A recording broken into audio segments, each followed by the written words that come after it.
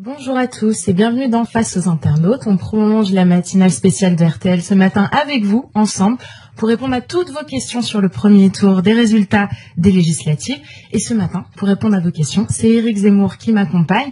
Alors vous pouvez laisser vos questions et vos commentaires juste en dessous de la vidéo. Je vous lis en direct. Bonjour Éric Zemmour, merci d'avoir accepté notre invitation. Alors première question, qu'est-ce qu'il faut retenir de ce premier tour des législatives? La victoire massive de En Marche et le fait que le président aura, comme prévu, une majorité absolue. Et la défaite, par exemple, du Parti Socialiste? Ça, c'est après. Mais vous me demandez une chose. Donc après, il y a d'autres choses. C'est pas la défaite, c'est la destruction du Parti Socialiste. C'est la fin du Parti Socialiste qui maintenant s'appelle En Marche. Il faut bien comprendre ça. Le Parti Socialiste est mort et a ressuscité sous les traits d'En Marche. Maintenant, il y a aussi l'abstention, bien sûr, abstention massive, mais moi je l'analyse non pas comme un épuisement démocratique, mais comme une volonté des électeurs de laisser les mains libres à Macron. Et justement, par rapport à l'abstention, on a Flore qui nous écrit sur Facebook, qui nous dit avec 51% d'abstention, la France se détricote. On a Patricia aussi qui ajoute la France ne sait plus où elle en est. Donc maintenant, à quoi ressemble un petit peu l'Hexagone? Est-ce qu'on a une nouvelle France électorale qui se dessine ou pas du tout? Non, je ne suis pas d'accord avec ça, moi. Je vous dis, je pense que l'abstention massive, c'est le fait pour les électeurs qui ne sont pas d'accord avec Macron, mais qui acceptent la logique monarchique de la Ve République, qui laissent les clés du camion, selon l'expression sarkozienne, à Emmanuel Macron. Donc c'est tout. Voilà, c'est le roi, il a été élu, c'est lui qui a la légitimité. La vraie élection pour les Français, c'est la présidentielle. C'est d'ailleurs ce qu'a voulu le général de Gaulle. Donc voilà, et eux ils sont cohérents, les Français. Donc ils laissent à Emmanuel Macron sa charge de roi de France pour 5 ans. Après, de toute façon, vous savez, l'Assemblée nationale, entre l'administration, les cabinets ministériels et l'Europe, elle n'a plus aucun rôle. Ça fait longtemps qu'elle ne tient plus aucun rôle. Donc c'est de l'ordre de la représentation. Il y a la seule question qui se pose aujourd'hui, c'est la représentation politique. C'est-à-dire, est-ce qu'il est normal que des partis qui fassent 10, 15, 20% à la présidentielle ne soient pas représentés à l'Assemblée? Ça, c'est le seul sujet, d'après moi, qui vaille. Ça, on pourrait prévoir une forme de proportionnel pour cette... Voilà. Mais pour le reste, franchement, moi, je ne suis pas d'accord avec ces réflexions. C'est pas ça, le délitement. Je sais, moi, j'ai écrit un livre qui s'appelle Suicide français, donc c'est pas moi qui vais me révulser qu'on parle de désagrégation française. Mais ce n'est pas le vrai sujet.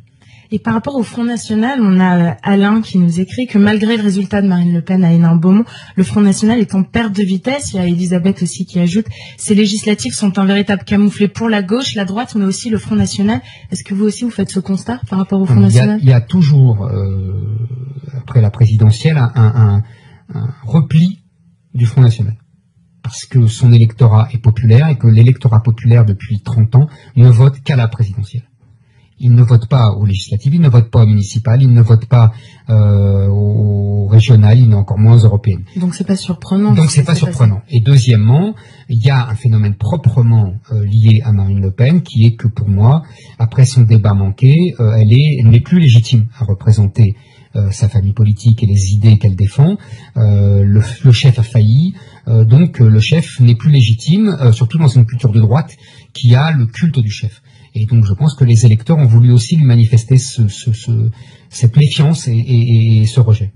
Et par rapport au Parti Socialiste, cette fois-ci, on a Jean-Claude qui écrit sur Facebook que le Parti Socialiste peut dire merci aux fondeurs comme Martine Aubry et Benoît Hamon.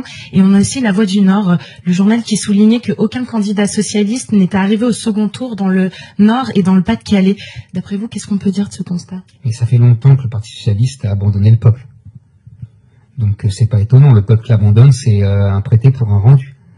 Et ça fait longtemps que l'électorat populaire ne vote plus socialiste. Il y avait eu un ressaut avec Hollande en 2012, mais c'était pour se débarrasser de Sarkozy. Et c'était qu'au second tour de la présidentielle. Maintenant, le Parti Socialiste, je vous l'ai dit tout à l'heure, le Parti Socialiste est mort. Il faut que les gens s'habituent. C'est terminé. Le Parti Socialiste connaît le sort qu'a connu le Parti communiste, qu'a connu le Parti radical avant, le Parti radical qui dominait la Troisième République. Et ben, vous le voyez plus, il est dans une cabine téléphonique. Et ben, le Parti Socialiste, c'est la même chose. Ils vont acheter des cabines téléphoniques, ils vont vendre Solferino. Donc c'est terminé. Et il a ressuscité dans En Marche, c'est-à-dire que la partie sociale-libérale du Parti socialiste qui gouvernait en vérité le parti depuis 83, est parti En Marche. Et donc voilà, c'est tout, c'est simple. C'est un nouveau nom du Parti socialiste, c'est comme le RPR. Le RPR, il s'est appelé UDR, RPR, après UMP, après voilà. Et ben là, c'est la même chose. Le Parti socialiste, il s'appelle En Marche. Et cette fois-ci, avec les Républicains, on a Michel qui écrit « Chez les Républicains, on persiste à faire parler des hommes du passé et après on vient s'étonner des résultats. » Et donc quand on voit que Henri Guénaud ne passe pas le premier tour, que Nathalie Kosciusko-Morizet est en difficulté dans la deuxième circonscription de Paris, qu'est-ce qui se passe chez les Républicains? Comment est-ce qu'ils en sont arrivés là? Il y a plusieurs choses différentes là, dans les exemples que vous donnez. Moi, je pense que les Républicains sont en voie de désagrégation. Et que une partie, que c'est la logique, si vous voulez, du rassemblement de l'UMP qui est morte. L'UMP, qu'est-ce que c'est? C'est on prend le RPR, on prend les électeurs du RPR et on lui impose la politique de l'UDF. C'est-à-dire une politique centriste, une politique libérale, une politique européenne, alors que les électeurs sont de droite, ils sont anti-européens et ils sont conservateurs et ils sont patriotes.